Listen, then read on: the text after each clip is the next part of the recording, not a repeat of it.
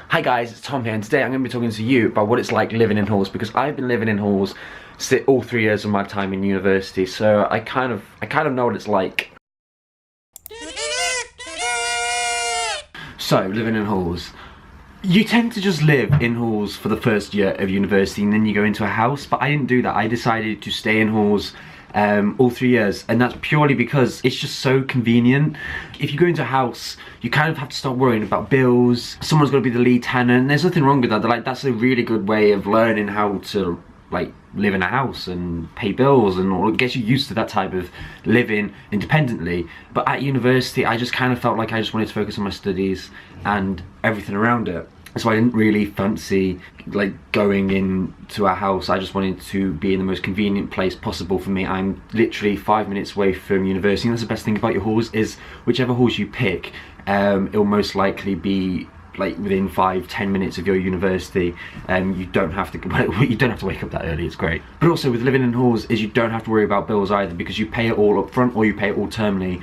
So you don't have to worry about the water bill or the electricity bill or the internet bill or not having any heating or all of this, because you pay it all up front. And okay, it is a bit more expensive than living in a house, and that's one of the main downfalls of living in halls, is the price of it all. However, it's just, like I keep saying, it's more convenient knowing that you don't have to have that worry. The last thing you want in university is work up to your eyes. You've got a deadline in 2 days time, and then you find out you've got no heating or you've got no internet, you've got none of this because the bills haven't been paid. You can go into houses where the bills are kind of all sorted and it's a lot easier, but sometimes you don't, and you do have to pay as a normal bill. It could get to the point where you're stressed and it is affecting your uni work, and that is the main reason I picked halls. It's just convenient. Now this reason is probably not the most important reason, but it is, well, to be fair, it is fairly important. When you're in halls, you tend to get your own bathroom, which is great, because when you go into a house, you may end up having to share a bathroom between 6 of you, and that is the last thing you want, because if you need the shower and someone's on the toilet, you're going to be late. So that's one plus to living in halls. You get your own bathroom. Now, okay, I have been saying that living in halls is great, which it is, but there is one thing that I think you even get this in a house really, is the kitchen is impossible to keep clean. I don't know why it is that students just can't do it, but one day you'll do a massive spring clean of this place and it will be the cleanest thing in existence.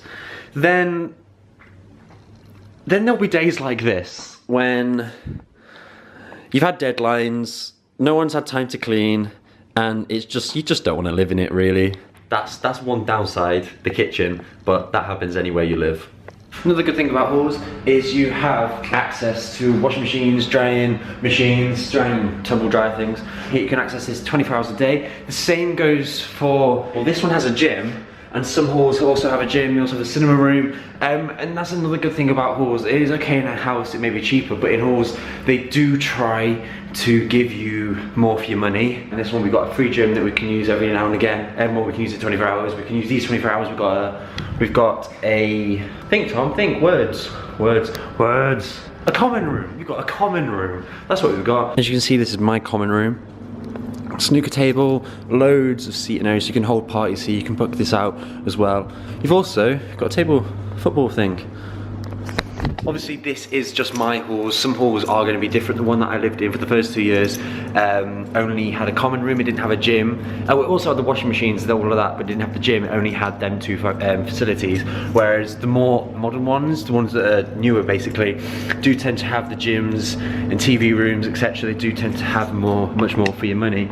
But I think living in halls is worth it, so I really hope you do too. But I think that's it for today's video. I'll be back very soon. Not sure what my video is going to be, but go and check out my last video where you can see me struggle over my dissertation, which is thankfully handed in, but you can see the stress that I went through. But yeah, other than that, go and check out all our social medias, and I'll see you very soon. Make sure to leave a like, comment, subscribe already. Bye!